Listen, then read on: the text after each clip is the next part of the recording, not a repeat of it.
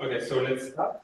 So thank you very much for the invitation, and I'm very glad to give this talk. So in my title and abstract, I said I will talk about noted surfaces and linked maps, but I will start with by a small introduction. So maybe it's section 0. I will talk about worded knot theory, which can be seen as a toy model for cut diagrams. Okay? So, I guess you all know that knot theory studies the space of links, which is the quotient of embedding of copies of S1 into S3 up to ambient to the copy. Okay? So those are objects which live in dimension 3, and even if they are quite natural, it's sometimes difficult to handle. So to make it easier to handle, we often look at diagrams which are projections.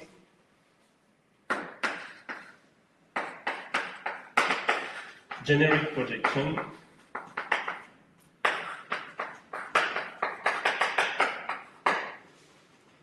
Can you see the whole blackboard? Yeah? Okay. Yes, everything is visible. Okay, great. We consider generic projection on some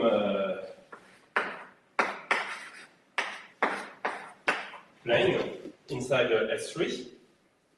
So that we get, and we look at it up to Reidemeister moves. Up to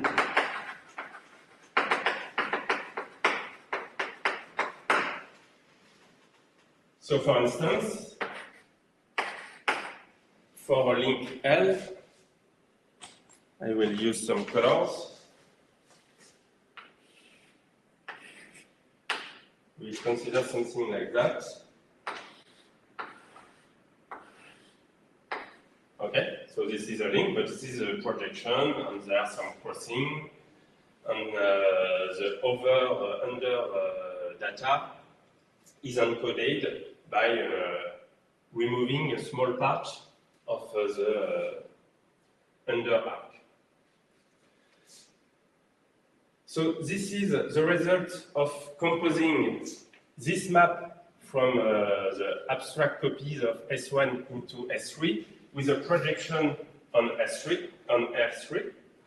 But so it means that above this diagram, we have a map, which is an immersion from two copies of S1, okay? And now, if I want to get an even easier to handle description of the knot, I can try to describe it at the level of the abstract circles by considering the pre-images of the crossing, okay? So here, I have five crossing. 1, 2, 3, 4, and 5. And for each of them, I can look at the pre-images on the abstract circles. So, for instance, this crossing, it will have two pre-images. One here and one here. They both correspond to this double point. But one of the pre-images corresponds to the overstrand. Here it is the red one, and the green corresponds to the understrand. So these 2 points are somehow ordered, and to denote that, I will draw an arrow from above to below, just to say that this pre-image is above the green pre-images. And here the crossing is negative, so I will write negative label here. And I can do this for all the double points. So in this case, 2. No, I should here, and maybe I will just draw what's happening. So I have these 2 images, and it's oriented like this.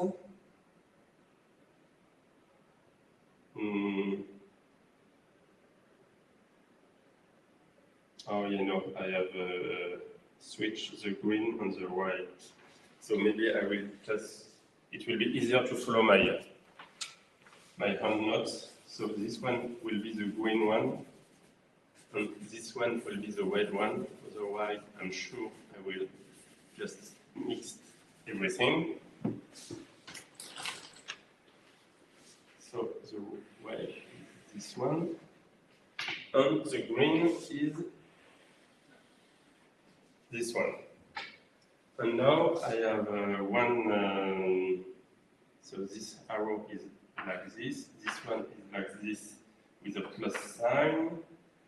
Then I have the third crossing corresponds to these 2 points, and it has a plus sign. 4 is like this, and there is a minus sign. And for the last crossing, it is between 2 green strands, and it is like this. Okay, so now I have a one-dimensional picture, because it's all on just 2 circles, but this is still quite messy, and somehow we would like to clean it, to make it easier to read. And this is when cut diagrams arise. For that, I will perhaps lose a little piece of information, but I will just redraw my 2 abstract circles. Instead of keeping track of the 2 pre-images, I will keep just one, which here corresponds to the head of the arrow, and here it just corresponds to the understrand, the pre-images of on the understrand. So in this case, I will just keep these 2 heads corresponding to these 2 arrows. On the green one, I add 3 heads, one here, and one here. Those points cut the circles into intervals, and I will give name to the intervals. So let's say this one will be called A, B, C. This one D and E. And now, for every dot, for every point, which corresponds to the head of an arrow, meaning it corresponds to a understrand at some crossing, the arrow is connected to one of the pieces I just gave name, and I will just record the name of the arc where the other image stands. So, for instance, for this one, it is on this part that I have called A.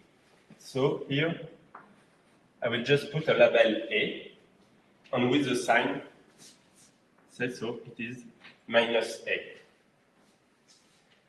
And I can do this for every one. So for this one, it corresponds to this arrow, where the tail is on this part, which is called C,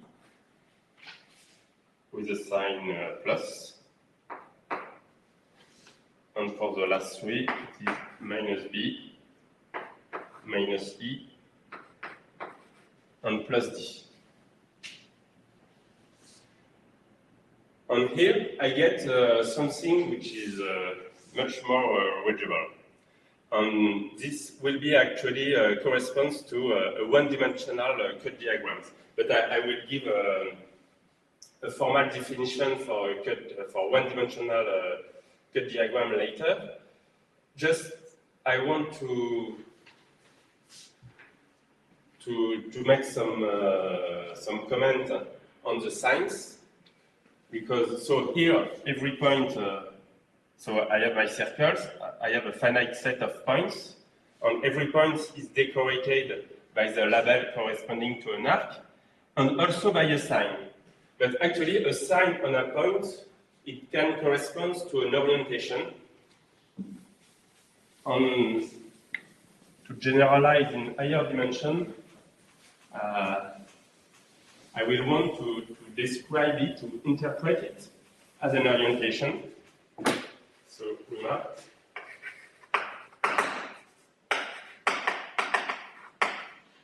A sign and a point, so something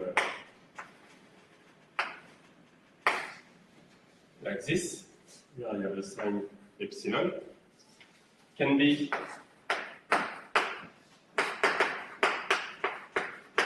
thought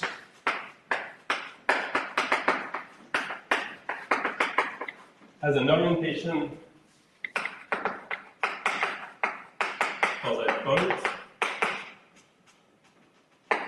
or equivalently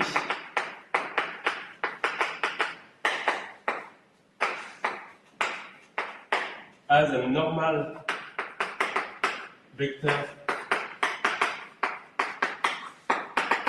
at that point, which can either respect or not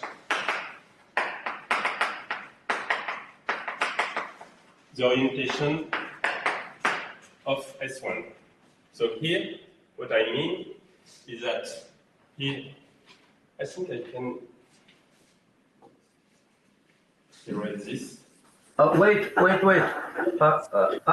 have a question about that picture. So, which one? When you pass from the middle picture to the one on the right. Yeah, this one. Yeah. So I keep it. Can you reconstruct the previous picture, the Gauss diagram from this last picture? Yeah, actually, I will answer this question, but later. Okay. But yeah, I can tell you. Okay. No, it's not possible to reconstruct this one. But if it is really coming from a diagram, actually, it is possible to reconstruct the notch. But I will say something about this later. Okay. But you're right. Seemingly, we lose some information here, because we are losing all the tails of the arrow are positioned one relative to the others on one arc. So this is right, we are losing some information. But if it was coming from a classical link, then it will be possible to recover the link. I see. But Thank you. I'll come back on it later. And what do you mean by a normal vector? A normal vector in the plane? Yeah, I will draw a picture. Okay. I was erasing to have some space for the picture. Sorry, excuse me. Can you describe how we how we get signs of letters? The sign, actually, at the beginning, it was just the sign of the crossing. So in your diagram, if with orientation it was locally like this, it was positive. And if it was locally like this, they are changed by who is over who, then this one is negative. At the beginning, this is how I decided of the sign. But now, on the cut diagram, on this picture, I will interpret the sign like this, by saying that if I have a piece of S1 with a point which has a positive sign, it will correspond to a tangent vector on the circles, which respect the orientation of S1. And if the sign is negative,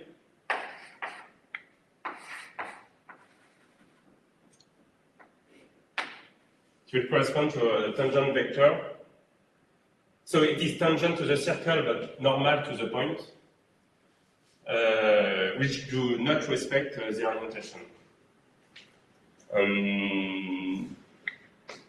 To see it like this, it will be helpful for the two-dimensional generalization.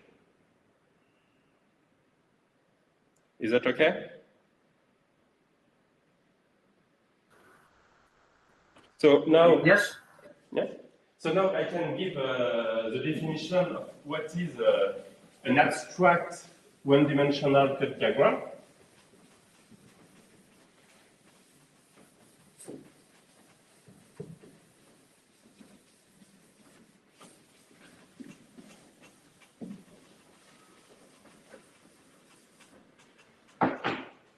So definition.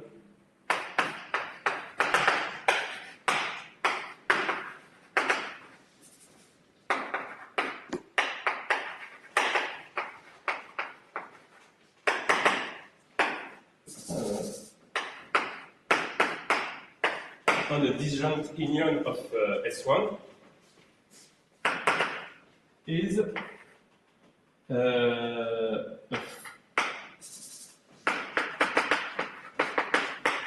oriented finite subset. How did I call it? I call it P. Okay. P of my disjoint union. So this corresponds to the dots with the orientation. And for the label, I have also together with a map from P, and to each point I associate one arc, which are in the complement of the dots. So this just corresponds to the P0 of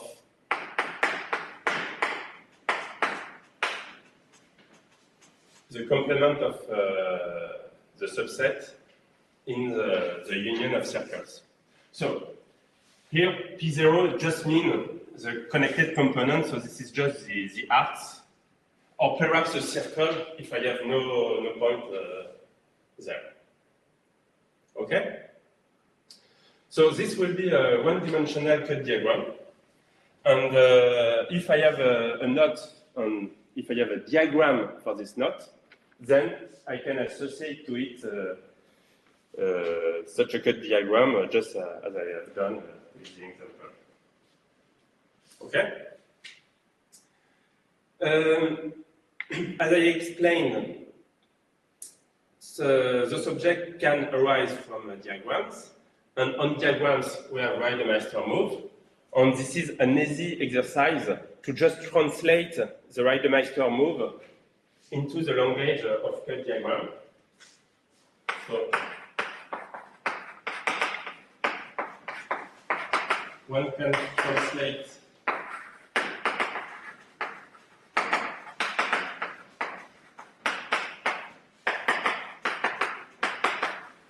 into the language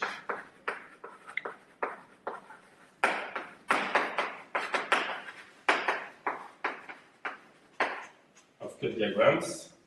And I won't need them, but for the record, R1 becomes, I have a piece of arc with nothing on it, but this arc is labeled by something, let's say, A, and just I add a point labeled by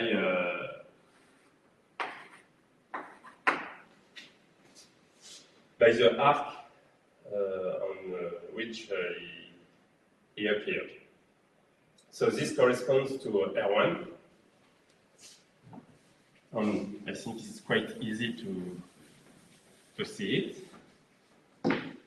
R2 become, I have a piece of arc with nothing, and then I have 2 points with the same label, but different signs.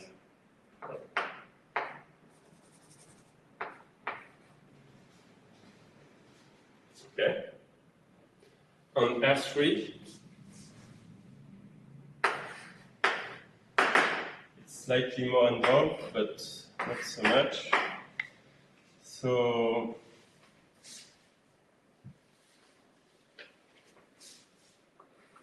I have a point labeled by A between 2 arcs labeled by B and C, and I have some sign here. And I have somewhere else an arc with two dots. One is labeled by, one has the same label as here, and the other has perhaps another sign, and it is labeled by the arc which is just before this point. Then here it doesn't change, but on the lower strand I can somehow switch the two dots. So now epsilon A get to the right, and eta B become eta C, so the same signs, but now I am labeled by the other arc which was near this point. Okay. So those 3 moves on cut diagrams are really just the translation of a right master move. So now I can state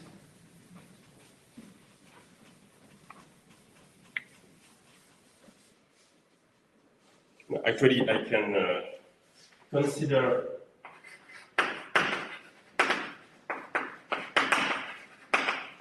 the set of one-dimensional cut diagram up to this move.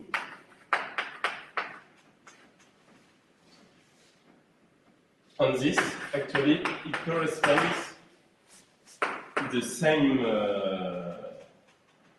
theory as the set of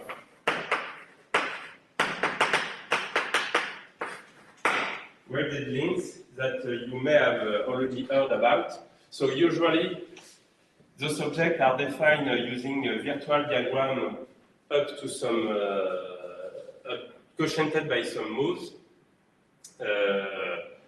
But yeah, so this is another description. And this description, in terms of cut diagrams, will be more easier to generalize in higher dimension. No question so far? So now, a nice fact on cut diagrams is that even if at some point we have lost some information, it is enough to recover the fundamental group of the complement of the link. because if you look at Wertinger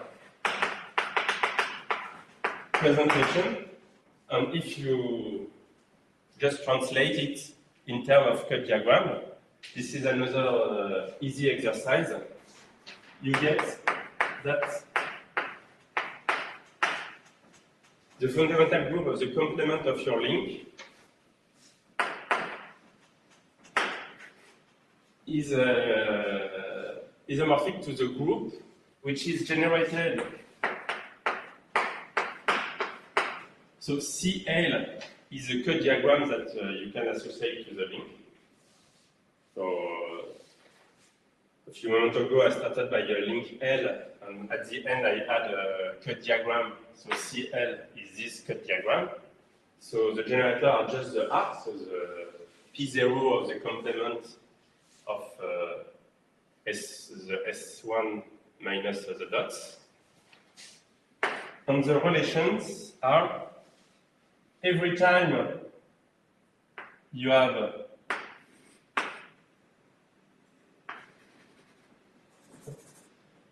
a point which is between two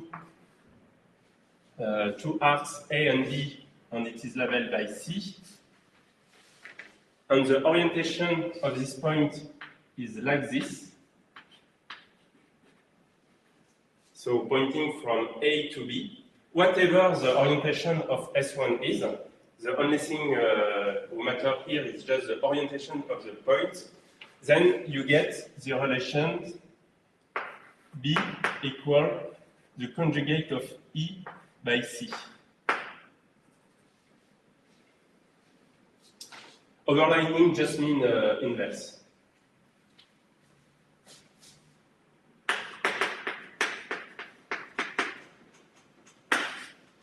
Okay. So I have one generator by arcs and one relation by points, and the relation is this one. And this is really the translation of Wertinger presentation.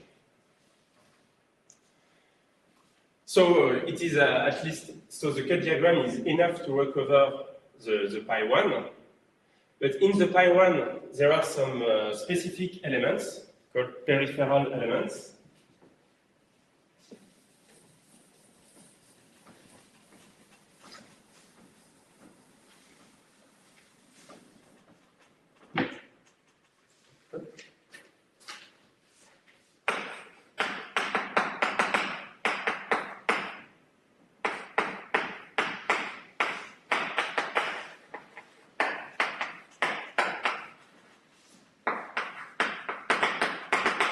Specific elements. Now, the meridians. So just, I guess you know it, but it's better to refer it. So when you have a link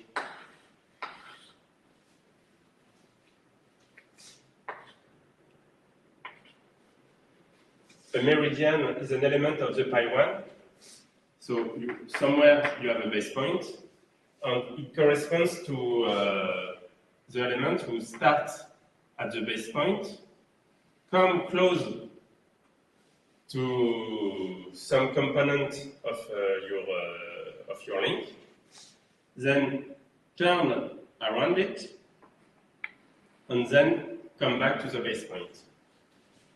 So those are the topological meridians. And at the level of cut diagrams, if you look at the topological interpretation of Wertinger's presentations, this element, they just correspond to the generator.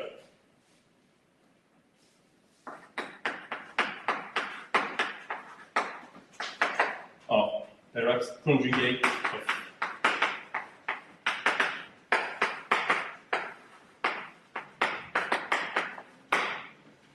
generators that are arcs of the cut diagram. Okay? And you have also the notion of longitude.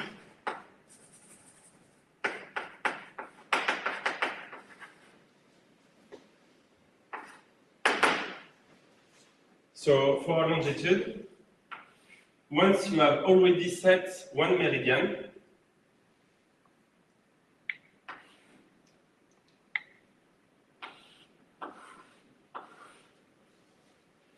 so specifying one meridian just corresponds to specify a path from the base point to near your link. So when you already have a meridian, you follow the path, and now instead of just turning around your component, you follow it like this. And when you are back here, you just come back to the base point by the same path. So those are longitudes. Actually, there are several longitudes because when you are running along your component, perhaps you can wrap around it. But among all this longitude, there is one which is preferred in the sense that only one has a linking number equal to 0 with the component it is turning around. So perhaps that at the end you will have to wrap it to make the linking vanish. And here I think you have to pass below. Okay. So those are the longitudes, and actually they can be read on the cut diagram.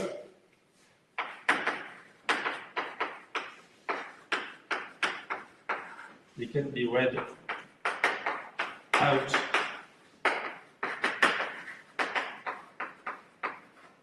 of the cut diagrams as follows.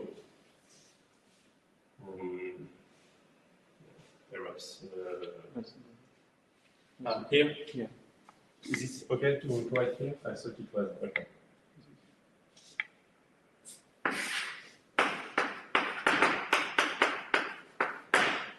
So maybe I will write again the associated cut diagram. So it was like this. I had points here minus B, here plus D, here minus E, minus A plus C, and plus A, B, C, D, E. Okay. So first, I need to specify a meridian. So the meridian are the arcs. So this is choosing one arc where I should begin. So let's say I begin at A. And I will look at the longitude around this component. When I'm running along my component, every time I can see the strand, it means that actually I am able to retract to the base point, so nothing is happening. Except when my strand is going under another one, and in that case, if I want to pull everything to the base point, I will draw a meridian corresponding to the strand I am passing under. So it means that at this level, when I pass under a crossing, it means I will meet a point which is labeled by the strand, the arc I am passing under, and it means that in my longitude, I will have a factor corresponding to this generator. So actually, I start at A, and I run all along my component, and I just read the labels I am meeting. So here, I will get minus E, and the minus actually means that I am Actually, I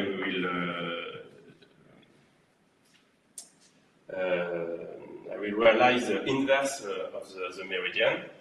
Then I make D, then minus B, so the inverse of B. And now I am back. Just if I want to have the preferred longitude, perhaps I will have to add some a power of this meridian to make the linking number equal to 0. And it's easy to determine the power of, so it will correspond to a power of A, because I am wrapping around the arc corresponding to A.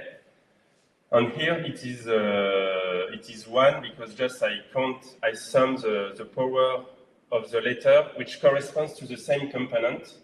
So here, E and D are another component, and they don't count. I will count only B, which is part of the same component. It has exponent -1, so I have to correct -1. This is why I add A. And this is an element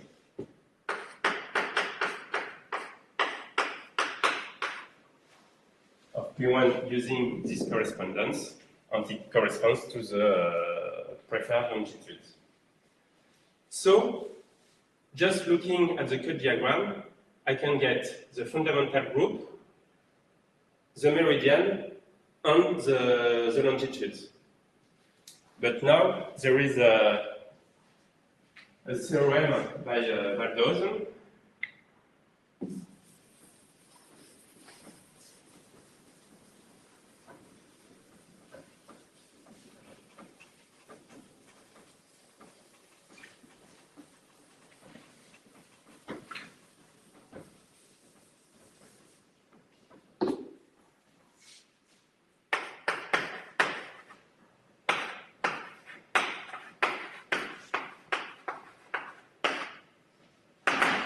Saying that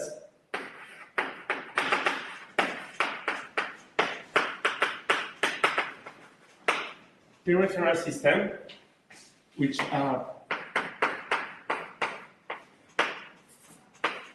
the P1 plus the choice of meridian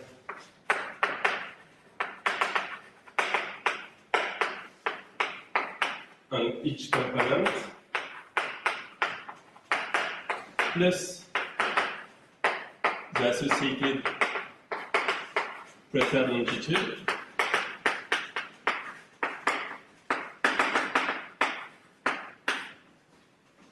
So the peripheral system is the data of all this, the pi1, meridians, and longitudes. And B'Odu proves that this is a complete invariant for X.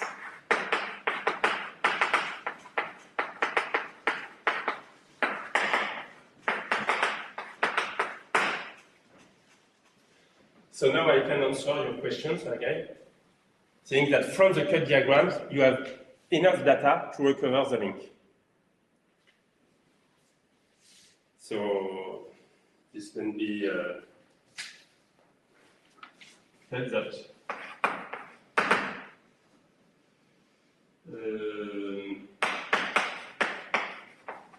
the map that I will call it key one, it is a one-dimensional.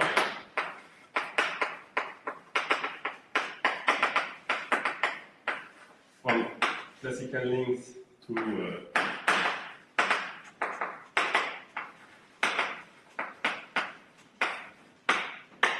up to now is injective. Excuse me, what happens if you do the mirror symmetry in the three-sphere? Does it change the peripheral system? Yes, it will change. If you do the mirror image, you will keep the pi1, you will keep the meridian, but you will inverse the longitude. Ah, I see. Thank you. Actually, this is perhaps, no, I will not say the easiest one, but at least historically the first proof that the two trefoil are different. Peripheral systems were not defined yet, and Van proved this theorem perhaps 50 years later. But this is, I can't remember the name right now, but perhaps it's then, perhaps someone else, but he proved that the two thresholds were different, like this, actually, by showing that the longitudes were inverse one for the other, for the two. Okay? And now, perhaps I won't write it, but here I said that if the cut diagram is coming from a classical link, then you get a representation for the pi1, and you have meridians, and you have the longitudes. But if you are considering an abstract cut diagram, well, you can define all this. So you have a group, you have a notion of meridian, you have a notion on longitude, and actually they are all invariant by all the moves. So there is a well-defined notion of all the stuff. And actually, but I have not planned to discuss that in this talk because I am more interested in the two-dimensional case. But you can define a map from this space to ribbon-knotted surfaces in S4.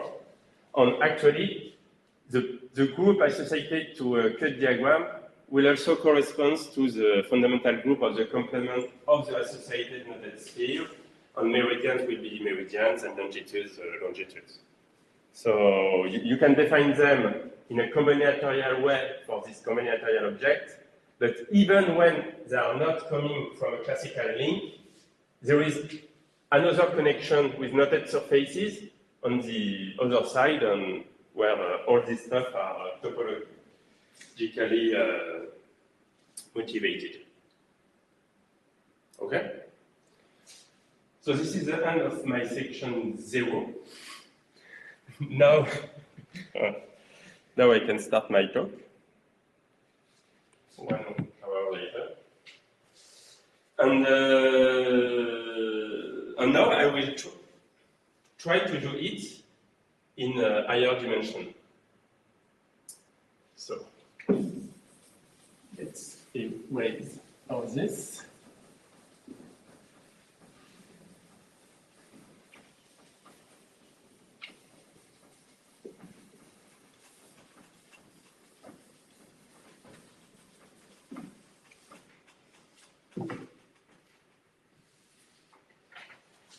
So now, section 1,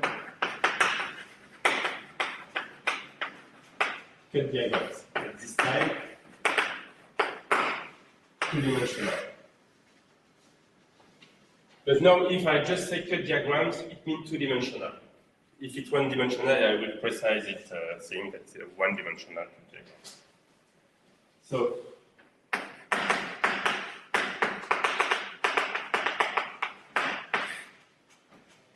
definition. So before talking about cut diagrams, let's talk about knotted surfaces.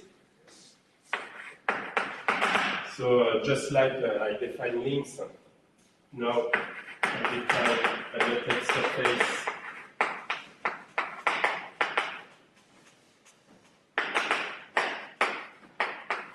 is this map is an embedding of a surface in S4, so sigma is a surface, possibly not connected, possibly with genus, oriented. Yeah. Here I will always consider oriented surfaces. Unclosed one, even though it's not necessary, but today I will just consider the case of closed component. Close the surfaces up to ambient isotopy. And as for links,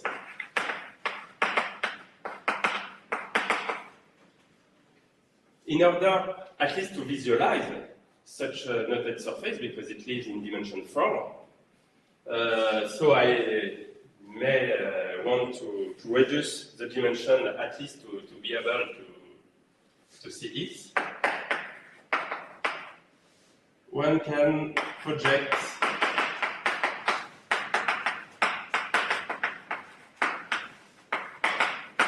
a knotted surface on some R3 inside S4, so that I get something in the ambient space. So for the links, then I got some transverse double point generically, and here there will be slightly more singularities, but it is under control.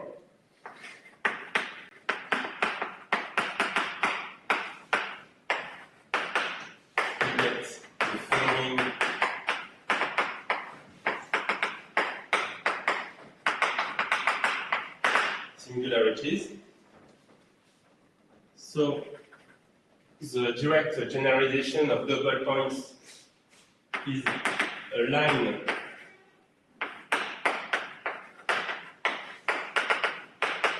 of double points. So I may have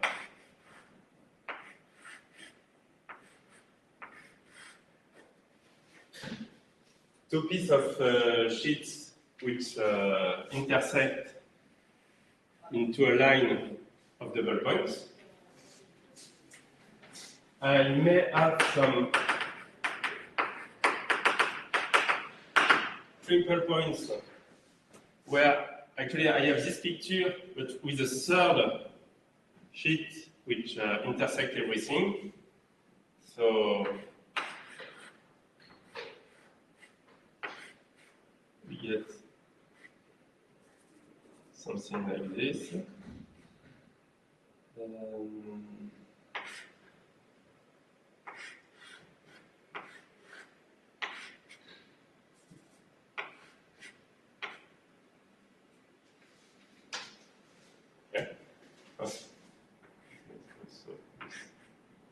Okay. And also some some branch points. Something like this.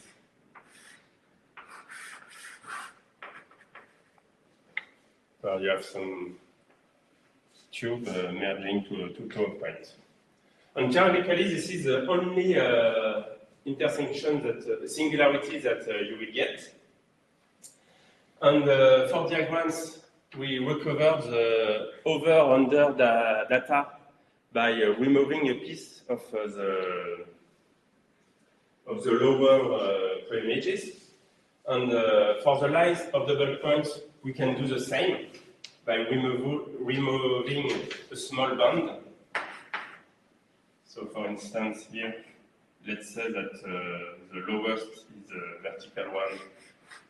So,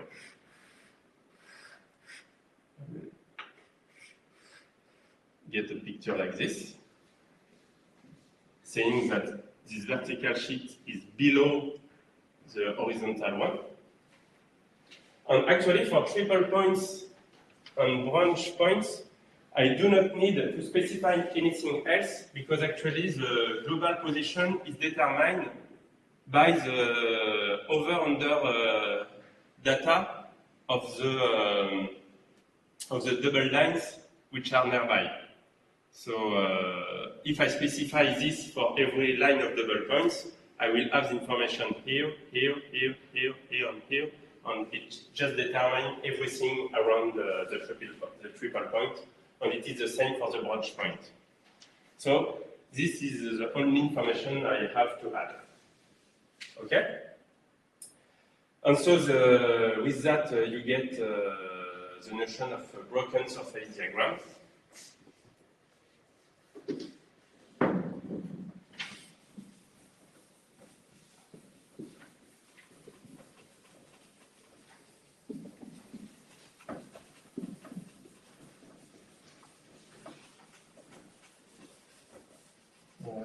Perhaps I will keep these pictures.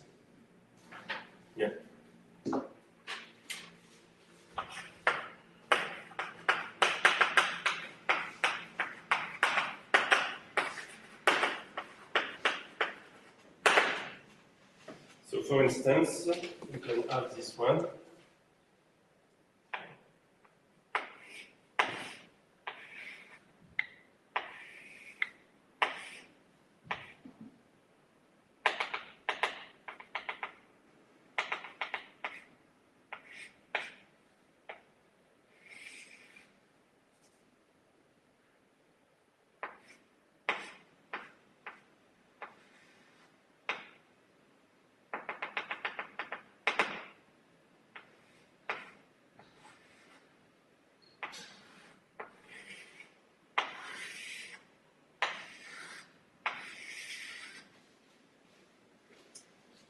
So this is a picture of a broken surface diagram, and you see here that there is some piece missing. It just means that here this kind of sphere is well, you have this part which is intersecting it in R3, but it comes from something which is not which was above in S4. And here, perhaps, can you not very clearly, but here this is the opposite. This one becomes lower than this one. So somehow the two are intersecting like here. So, did you draw a surface with boundary, a disk whose boundary is a slice node? Actually, no. This is a sphere. This is a sphere. This is an immersion of a sphere, but I had some lines of double points, one here, but I removed a small band of the lower preimages. But what is the visible outline in your picture? The outline? You mean this one? No, not this one. This one, yes. Oh, actually, this.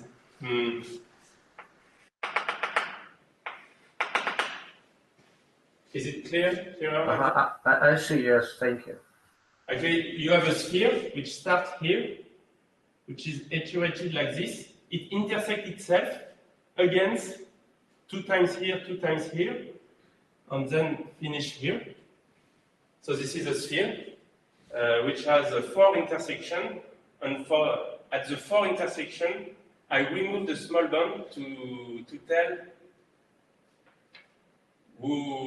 which preimage was below the other in S3.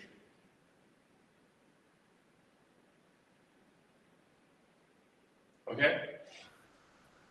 Actually, this is really the 4-dimensional generalization of link diagrams. But strictly speaking, this fold curve is also a singularity of the projection.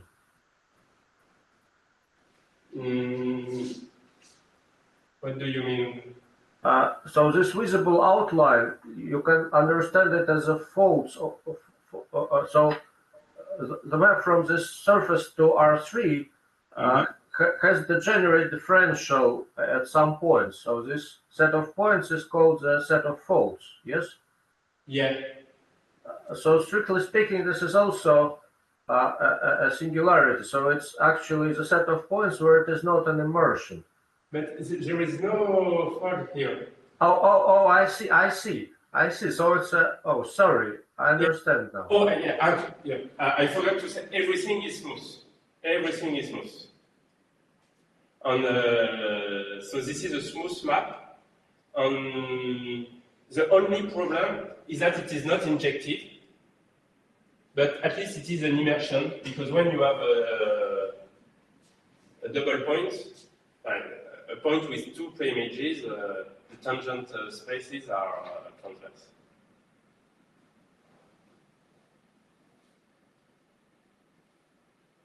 Is that okay? Yes, sorry. Okay. No problem. Okay, so this is a broken surface diagram. And as you said, it is actually a map from the sphere. So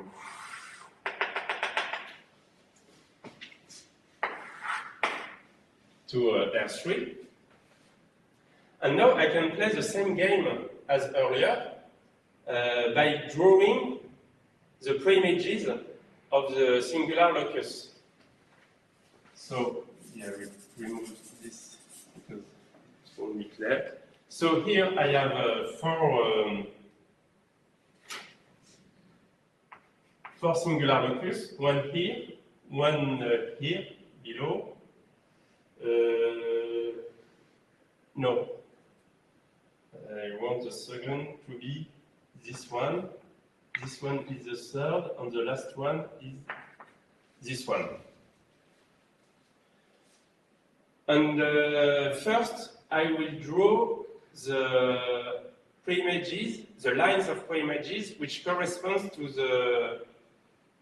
the under preimages. So here, I will just draw one circle of preimages corresponding to the middle of the band I have removed. So here I will get, so let's say this one is red. I will get some circle on my sphere.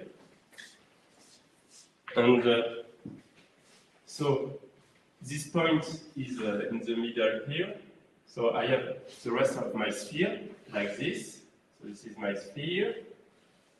And at this point, I meet the second locus. This one, for the moment, I just forget about it because this is not underfit at this intersection. So I follow until 2. And I get a second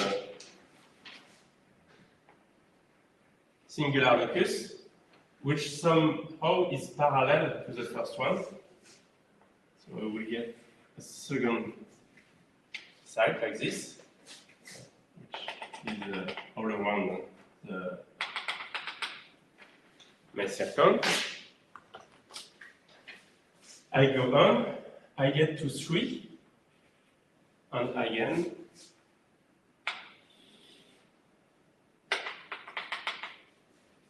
maybe I won't write these dotted lines, maybe this is misleading. And finally, I get to the last one, which is also like this.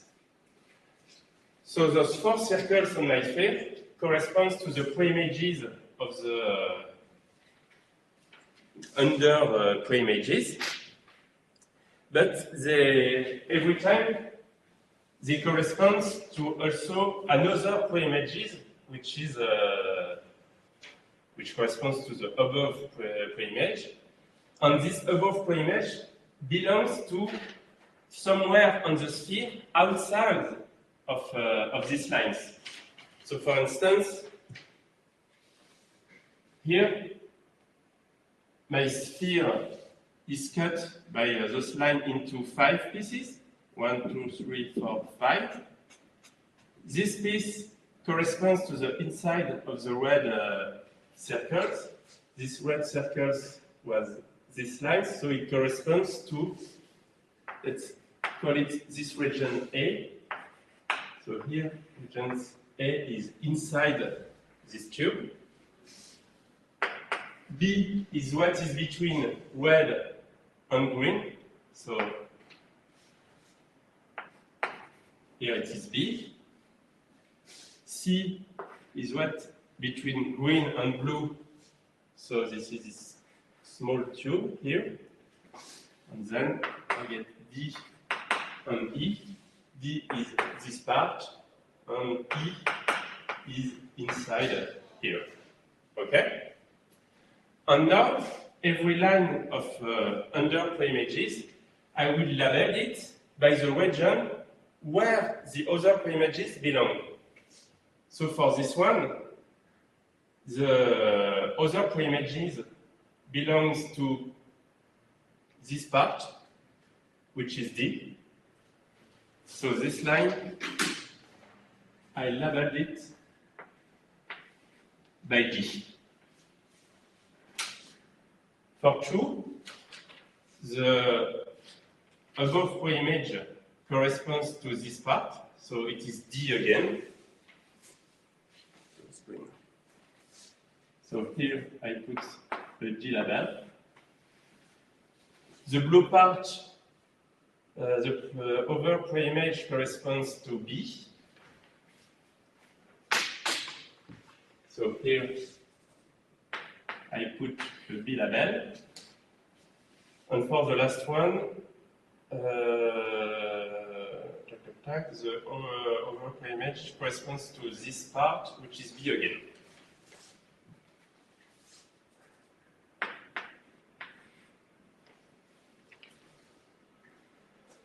So I have my sphere with lines on it, and those lines have some labels, and also, actually, there is a canonical way to orient these lines. Maybe I won't spend time on it, but at a double point, at a point here, it corresponds to a double point here. You can look at a normal vector at this point of the piece of surface which is below. So you have one normal vector. Then you add a second normal vector to the other piece of sheet. You have two one. And now you can look at the tangent vector of the intersection. You get a basis. And there is only one orientation for the intersection, so that you get a positive basis in R3. Okay? So perhaps we do not need to have the full definition in mind, but there is a way to orient them, and actually they are oriented like this.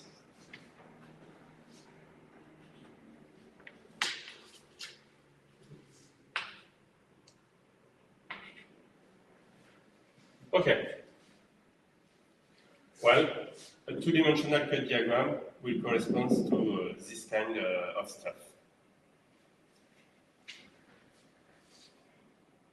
Just with this example, I have cheated a little because in this simple example, you can see that we have lines of double points, but we have no triple points and no branch points. So perhaps we have to look at what happened for this object. So, well, let's look at them one by one. Maybe I will.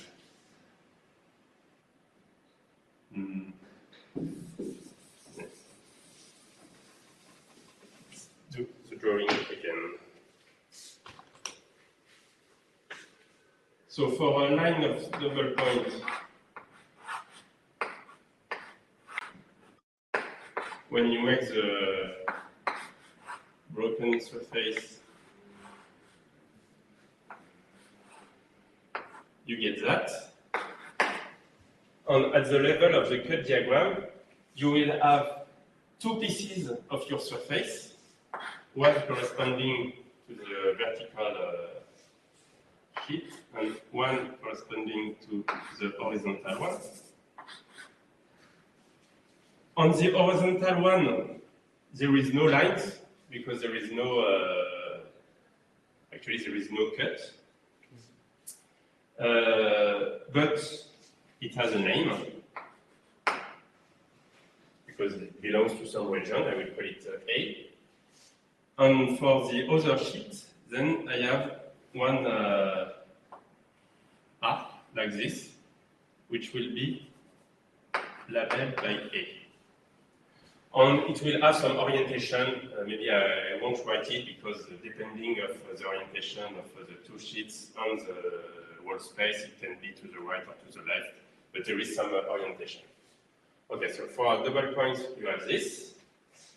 For a triple point, so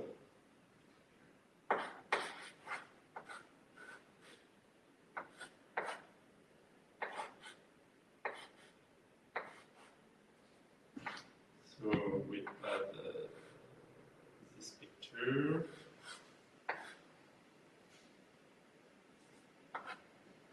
Okay.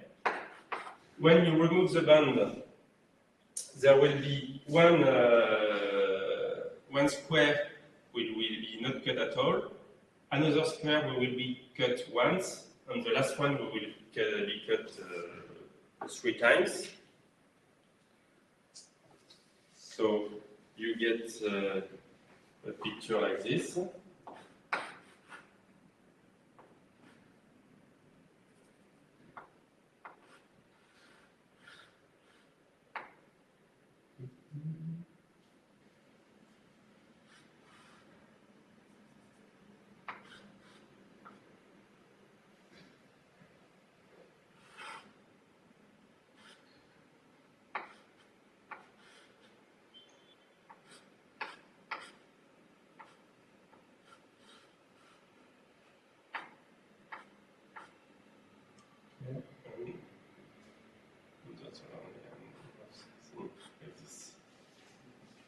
Okay, so here the horizontal sheet has no cut.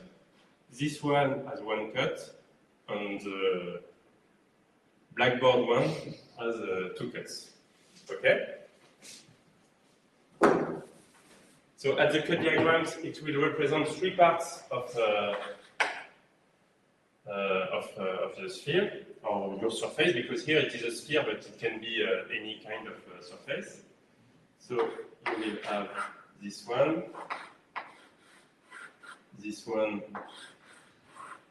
and this one. So this one has no cut, but it has a name. This square has 1 cut, like this, and it is labeled by A.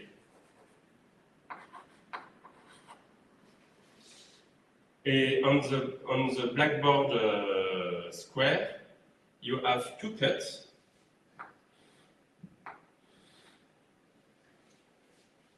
One, so here you have 2 regions, B and C. And here, this one is labeled by A. Here, it is labeled by B. And here, by C. And you can see that here you have a crossing of the 2 lines, but actually these 2 crossing corresponds to these 2 oversheets, but this one is above this one. And you can keep track of this information by saying that this arc is passing above this one. And if you do this, then you get a crossing, like in the usual diagram, you have a crossing.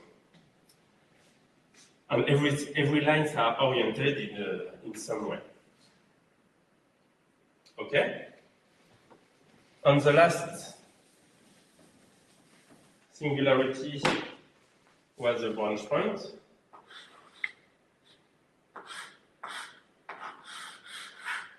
So it was something like this. If you remove, if you consider the broken surface, you will get something like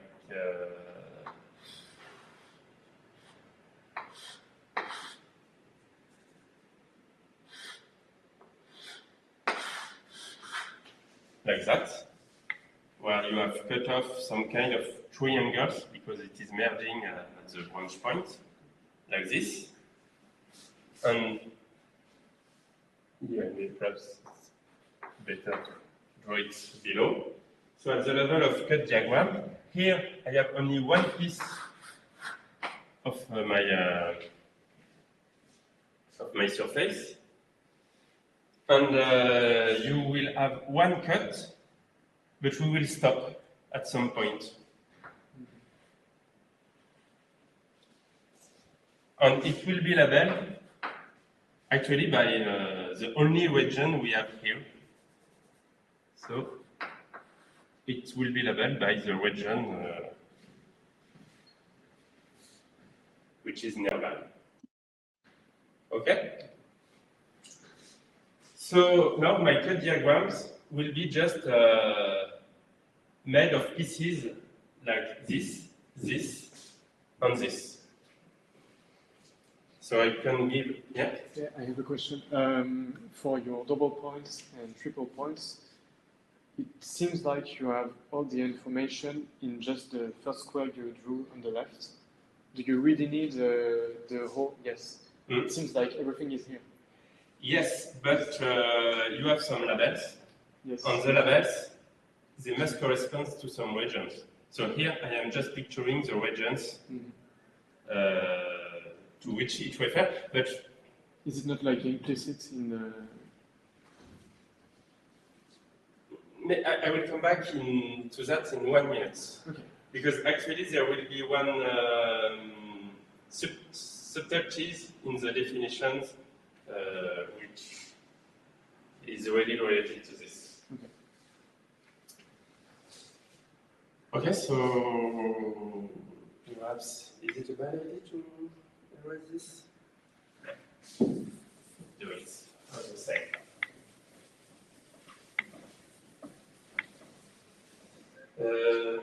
But I will keep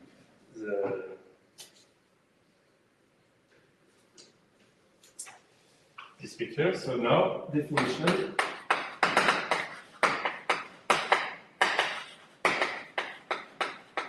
A cut diagram on a surface sigma is an oriented diagram possibly with boundary,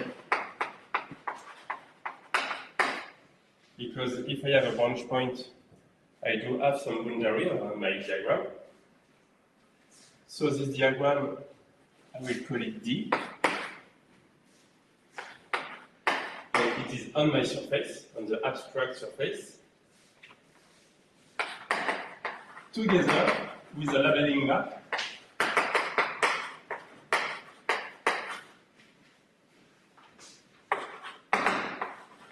which is defined to every axis of my diagram, it associates one region. So the region, they are the connected component of my surface minus my the diagram. But I will have some further conditions which actually corresponds to saying that everywhere it looks like one of these spaces. So first condition, if somewhere I have something like this, here label A, label B, label C. So if somewhere I have something like this, then it means that necessarily somewhere else, I have a line labeled by A. On both sides, I have region B and region C. And I really need this condition even for an abstract cut diagrams. So it means that you have to be like that, but at least on those two regions, two pieces. Okay? Maybe now this one I can erase it, and actually this one also. I have already said what I have to say. And second condition, if I have a boundary point, here I will have an arc. The arc will be labeled by something. It will belong to some region. The necessary A equal B, just like here. Okay. So if I have an endpoint, well, the label of the arc is determined by the region which is around it. So these two things are the labeling condition.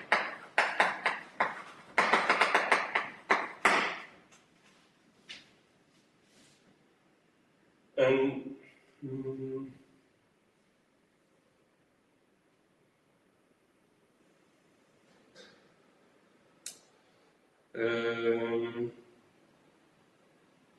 actually, this is not. I haven't planned to do it in this order, but perhaps I think that now the best thing to do is to define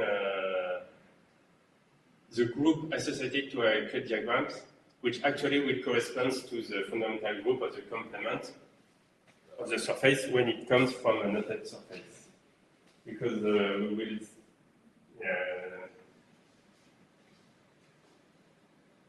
Maybe I will, because there is some move on the cut diagrams, but maybe I will talk about it later. So, yeah, maybe now I will.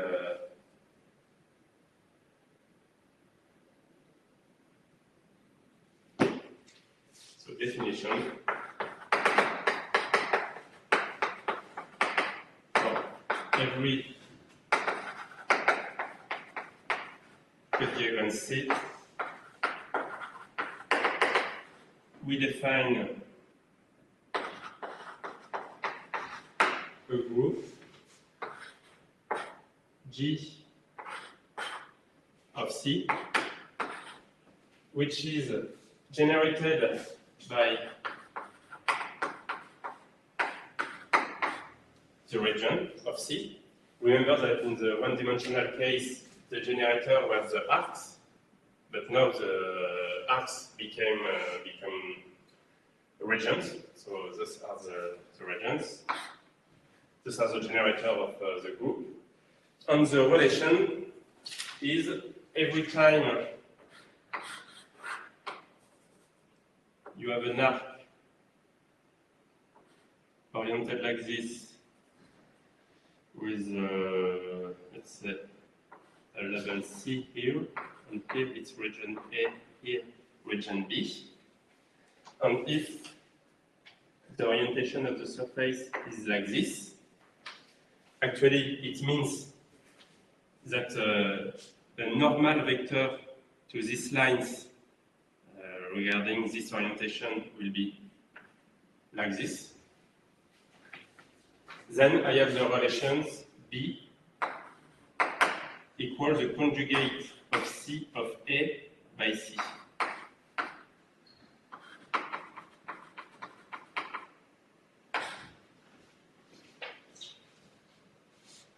So you have this group associated, and if it was coming from a knotted surface, maybe I will put it like this, proposition,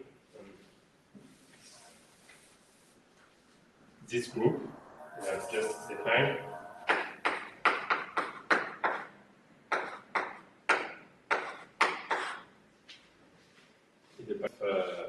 The complement of the surface, if C was coming from the knotted surface, a broken surface of the knotted surface sigma. So it seems in your definition of a cut diagram, you also need normal vectors, don't you? Yeah, but actually it is given by the orientation of the line. Actually, the normal vector is just the items that tell you who is the conjugate of who by the level. But in the one-dimensional case, the normal vectors were not determined by the orientations of points, right? Actually, I said that the sign you can consider it either as an orientation of the point or the data of a normal vector. Oh, I see, okay. The data are equivalent, actually. All right, thank you. It is easier to just draw an orientation for the lines. So here I prefer to see it as just an orientation of the cut arcs. But actually, this orientation gives you a notion of positive normal vector. And this positive normal vector tells you that this is B, which is a conjugate of A by C. Okay, because if I reverse the orientation, then it will not be the exact same relation. What time is it? Okay.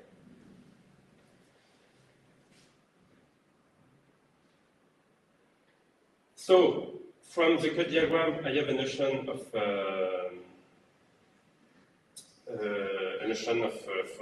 group, associated group. But actually, I can also define a notion of meridian on region, on longitude. But perhaps now I can give you some moves on cut diagrams. Not obviously, but this group will be invariant under this moves.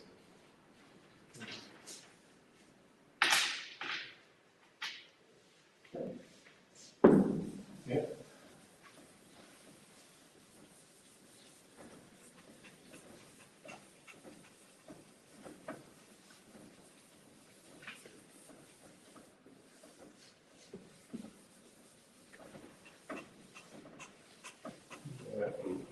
Can also erase this. Okay. So definition. Them cut moves, because there are moves on cut diagram. So first, with some kind of saddle move, saying that if I have two arcs which are both labeled by the same region and they have opposite orientation, then I can make some saddle move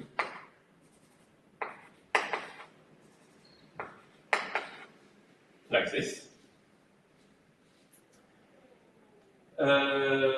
So this is a saddle move, and there is 6 other moves, but well, there is different kind of. You can define them in different ways. We kind of disagree with my co-author which set of moves is the best. I will give you my favorite one, but if you ask Akira, he will disagree.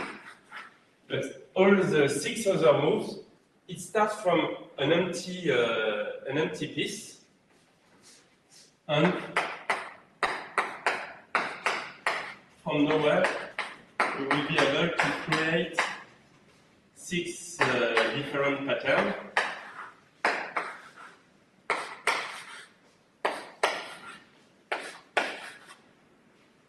Which is, you can create a small interval like this with anything as a label. So I don't write the label, it can be anything on any orientation. You can also create a small circle labeled by anything. You can create a circle which is cut by a small interval, like this. Of course, the labeling condition has to be satisfied. So actually, the label of this arc is the region where it is, and the same occurs here. But for the circle, it can be anything, as well for this one. You can also create an 8 figure like this, again with label satisfying all the condition.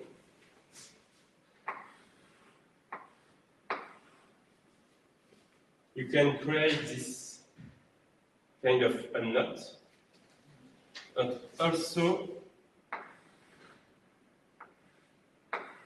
this one. So this is not the Borromeo ring. This is actually a trivial unlink with 3 components, but they are overlapping like this. Okay, so you can create all this move, and that's all. That's all the cut moves. So I like this set of elementary moves because on one side you have the saddle move, on the other side you just create some local pattern. So I think it is the best move to handle because it is somehow local. But there is another set of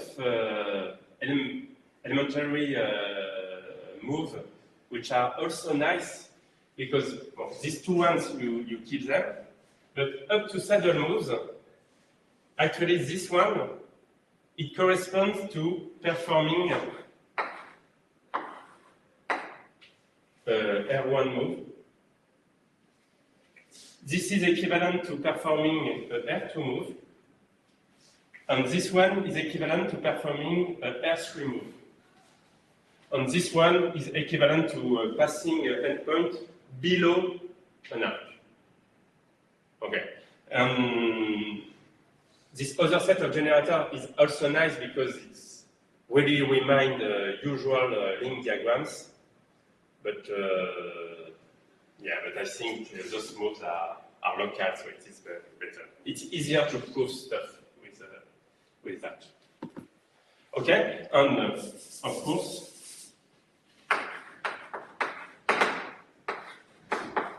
the group associated to a cut diagram is invariant under cut moves. This is the first thing. And another thing, oh, I forgot to say something. I forgot to say something that perhaps you don't know, but I guess, Sergei, you know. On the broken surface diagram, for link diagram, there are right master moves, who tells that if you have two diagrams representing the same link, then they are related by right master move. For broken surface diagram, you have a similar statement using Roseman moves. There are 7 of them, and actually, those moves were obtained by translating the Roseman moves.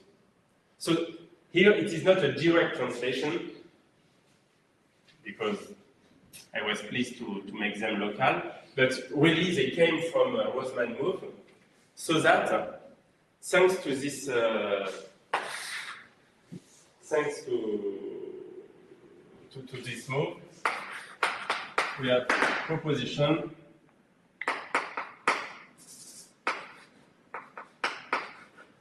P2 from noted surfaces to cut diagrams up to cut moves is well defined.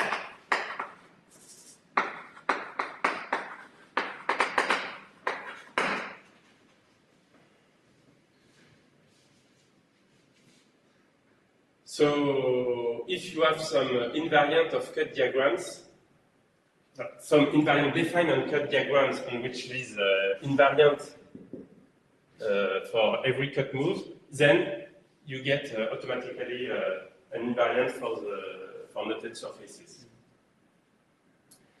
Yes, that's one thing. But a remark, in the one-dimensional case, this map, the similar map, was injective. For surfaces, I don't know. I don't know because there is no Valdozan theorem. And I guess it is not injective. I also guess it is not surjective. But I cannot prove nothing of these two statements. But yeah, I guess this is not injective and not subjective. But it might help to construct noted surface, the invariant of noted surfaces, and in particular to compute them. Because if it can be translated in terms of cut diagrams, then it is more easier to have some algorithm on that.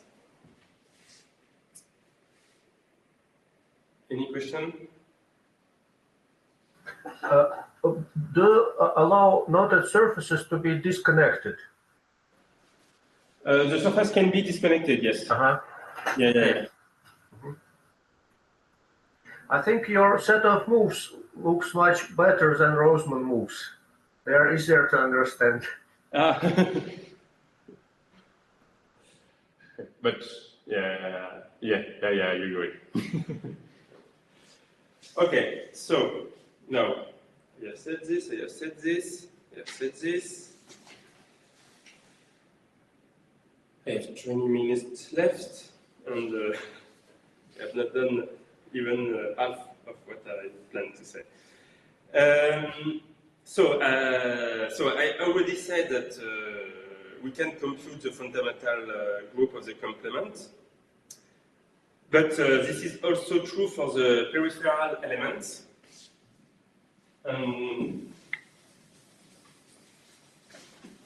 But perhaps I can remind what are those peripheral elements for surfaces. Actually, this is exactly the same definition as for links, but so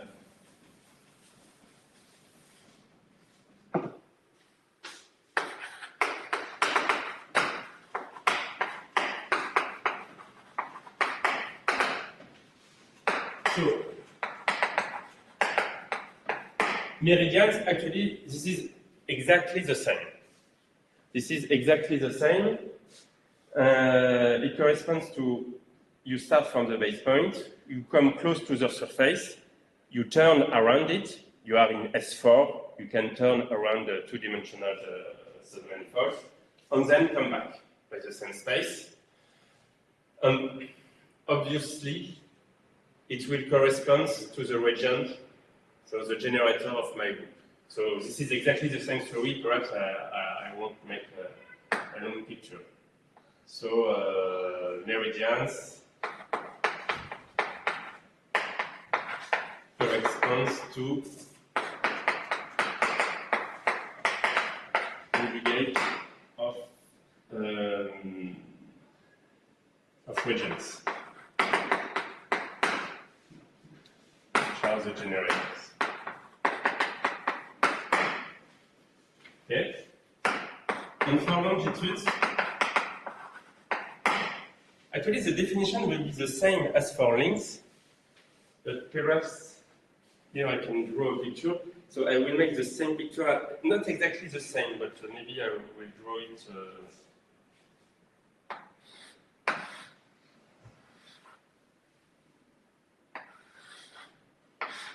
So here I have one charge function, another below that I am not writing.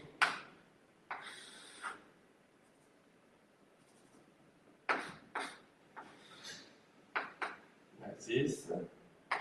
This is connected here. This is connected here. So this was the picture I drew earlier, but now I will just change something.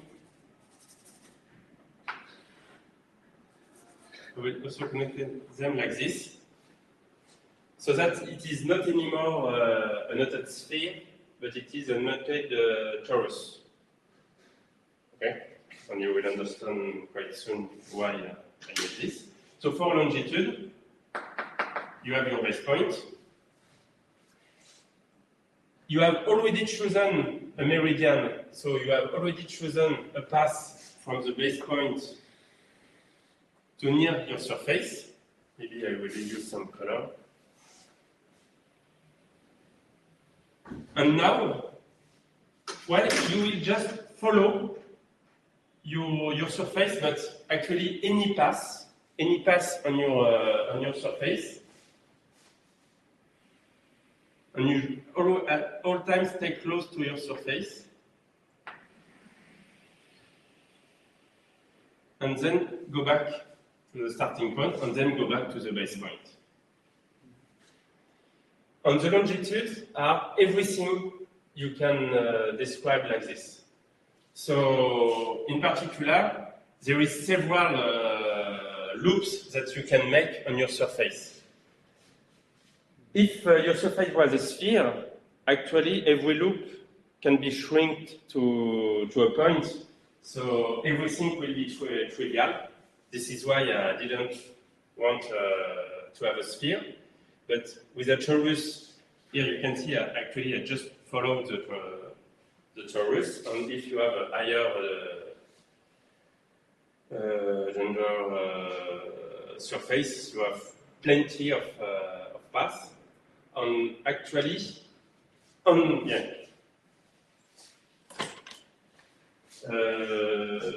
like this, you will get not only, you have also the notion of preferred longitude, because just like in the link case, when you are following your surface, you may turn around it. Among all the possibility, only one have linking number 0 with your surface. The linking number is well defined because actually the global dimension has been raised by 1.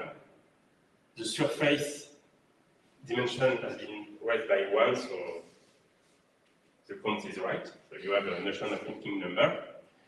And so the preferred longitude is just at the end.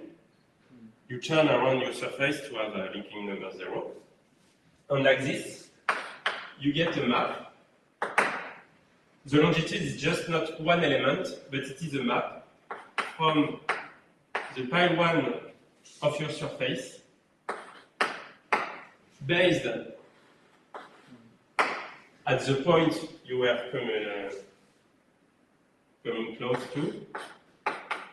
to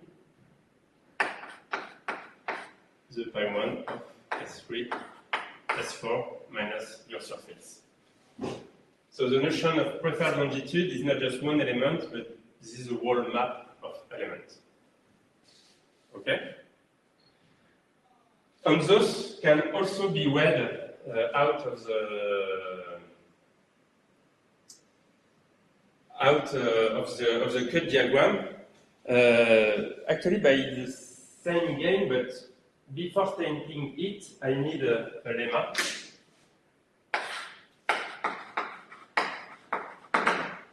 So let's see the cut diagram.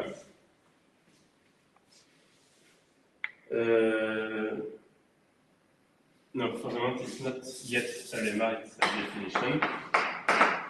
So let's say a cut diagram. On gamma, a path on it.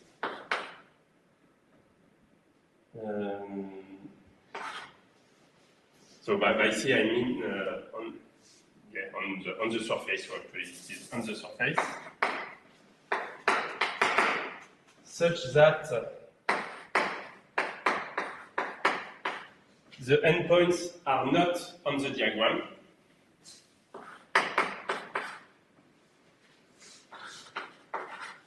And actually the image of your path is transverse to the diagram. So it may intersect the diagram, but only at transverse double point. So it means that you have your path gamma.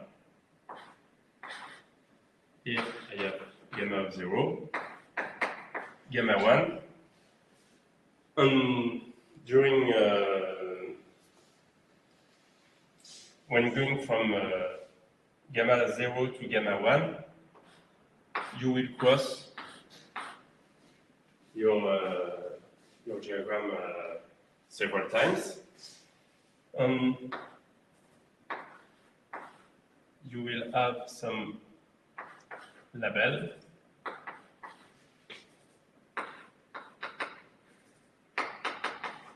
for every arc, and also an orientation. Let's say this one, for instance.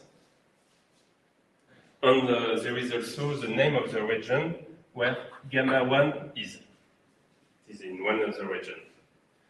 To this, I will associate a word that I will read when running the arc. So I start here. First, I meet this arc, which is labeled by B, and regarding the orientation, I will write B. Here I will write C. Here I will write D, but you see that the orientation is reversed, so I will write D inverse, then E inverse, and then F. I will write a word like this, and I will end some power of A, but actually here I am just doing what I was doing in the link diagram when computing the longitude in the one-dimensional cut diagram. I was meeting some points, writing the labels, and at the end I was renormalizing so that the whole linking number is 0. So this exponent is just in all this letter. I look which region are on the same region as my path. I add the power and I put the K so that it vanishes. Okay, so this is a word that I associate to this path.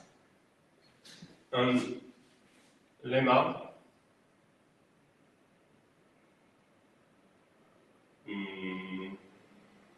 yeah, maybe no, I won't need this picture again.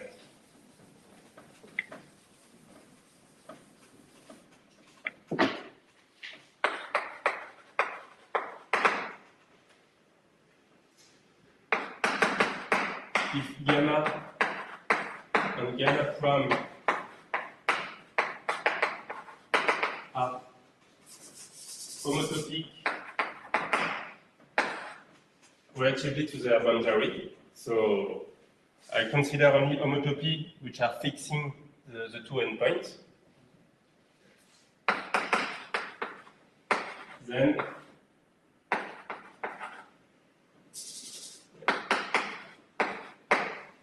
the two words I have described, actually they correspond to the same element in the group. And I wanted to highlight this lemma because for this to be true, I really need the labeling condition. I said at some point that I was stating this condition, not only because it was what's happening in a classical, in a situation coming from a knotted surface, but actually those conditions are necessary to have this lemma. So even for an abstract theory, if I want to have a notion of longitude, I need this, because of course, this element, it will correspond to the longitude associated. If for gamma I take a loop based at my meridian, it will correspond to the preferred longitude associated to it. So,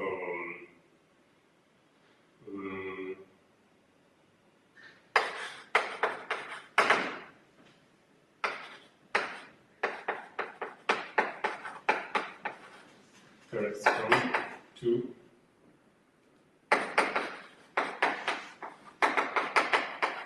the longitude associated to yes. If gamma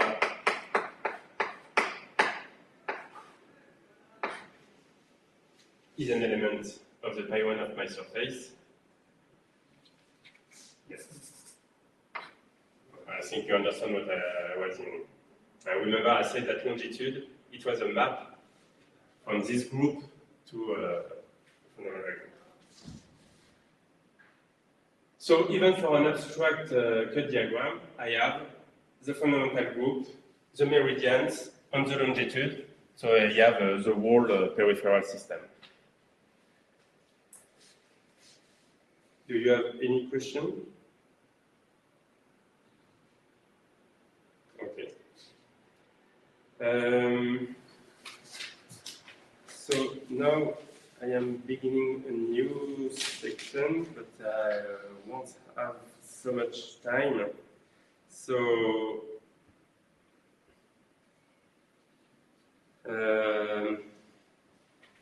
maybe I will make it quick.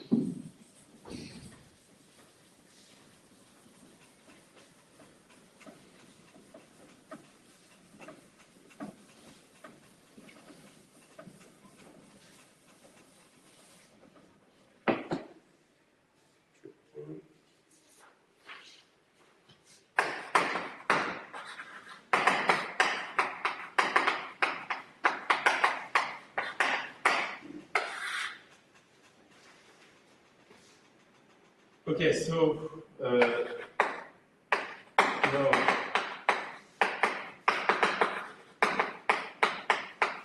for a code diagram, I do have, let's say I do have a system.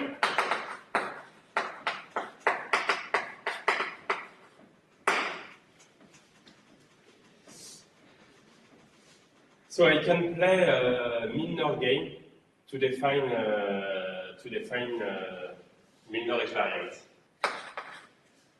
So we can define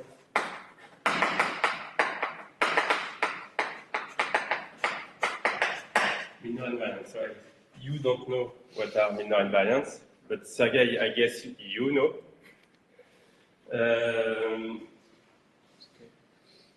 So, but yeah, perhaps I can explain it to you later.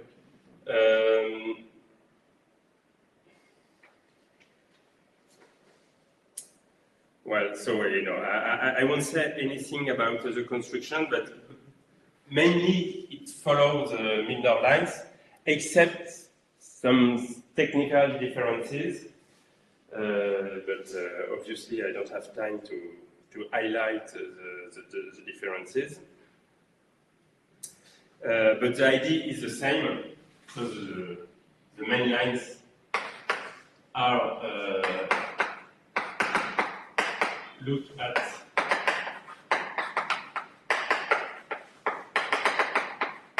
nilpotent quotients.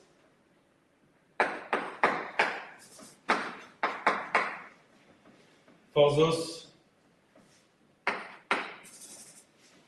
you have some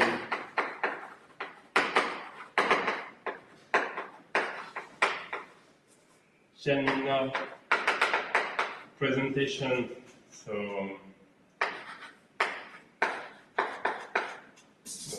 write it here.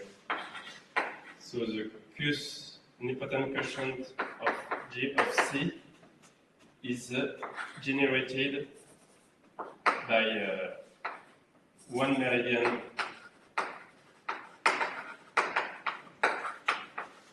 per component. And the commutations and the relations are just commutations of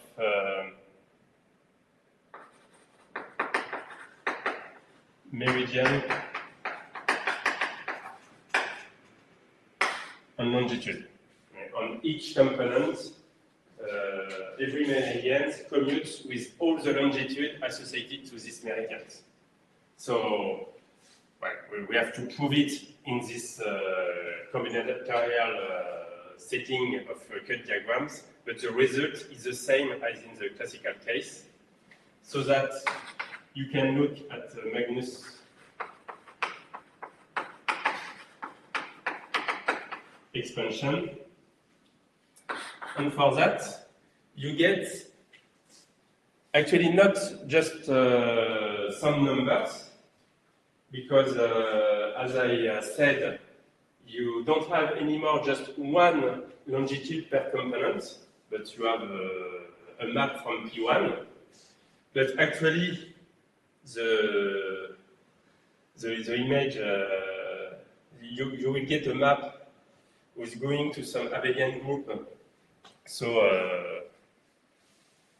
you can quotient the initial space by the to make it abelian. So you will get a minor map.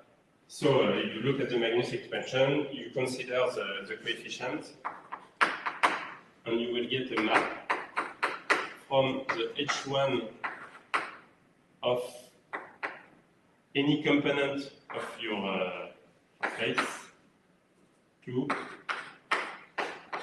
Z over delta EIZ, where this is some indeterminacy defined by just like in our construction. So you will get some map like this, and from this you can extract some numerical invariant as well. But yeah, I think everything is contained in this map.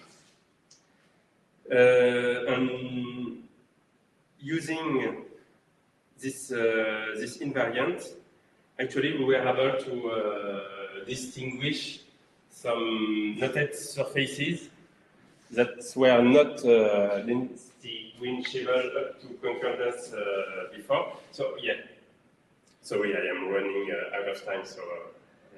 So this map, of course, is invariant by isotopy, but also by concordance. We can prove it is a concordance invariant. And if you have a sequence which is non-repeated, then it is also invariant by link homotopy. I do not define all this, but I guess again you know that.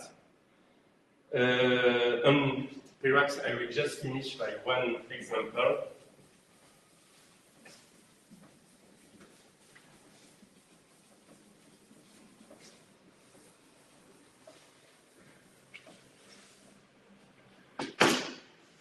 So the example is this one.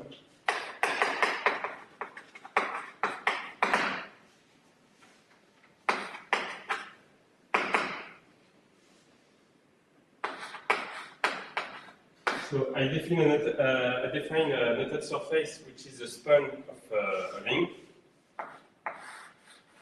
In this box, I have M full twists.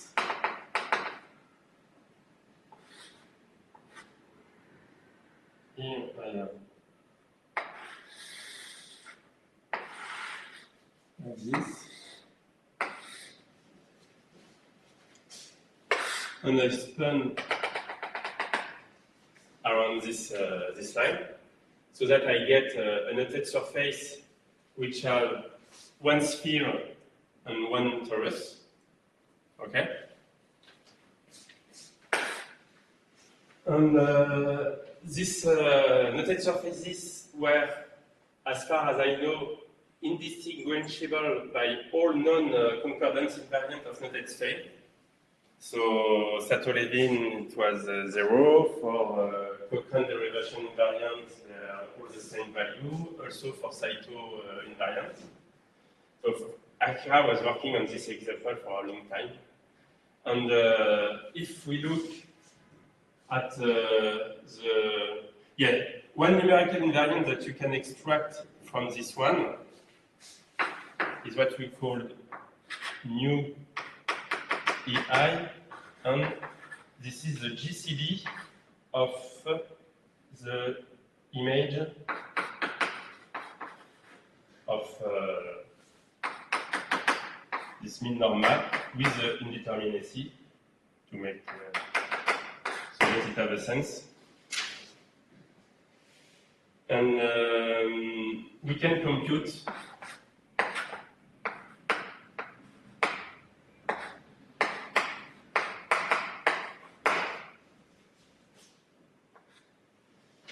that this new invariant applied to this example, and the computation is really easy to make. Then you get M, meaning that none of those examples are concordant. So we can distinguish all the family. Well, yeah, I will stop here. Actually, yeah, in the following part, I was talking about link homotopy and link maps. Yeah, so would you like to continue next Friday? Next Friday, no, I have already a meeting all day long. I remember that you said that it was possible to. Yeah. So how about not the next one, but the one after the next? My wife will disagree because actually we are supposed to leave for vacation on that day. I so see. I See. Oh no! I have already a PhD defense on that day. Oh yeah, no, I have a PhD defense on that day. It's Friday, 11th of July. That's it. No, on that day I have a PhD defense, and that's the one after that I am supposed to be with my family. So perhaps in September. Okay, that would be interesting. Yeah. But So if you're interested, I mean, perhaps I don't know if you knew already a lot of what I've said or not. Well, thank you very much for your talk. It was very interesting. I think it's a very useful technique. These cut diagrams. And for Milnor invariants, I think I had a certain construction, but it's quite different from this, and probably the result is also different. So well, I don't know. Actually, it is totally possible to define Milnor invariant just in a topological way. This is totally doable.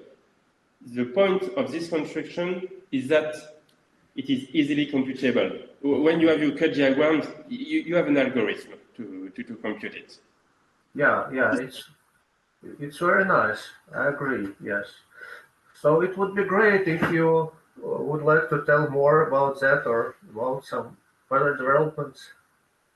Yeah, but yeah, as I said, I reached page 6, and I add 15 pages.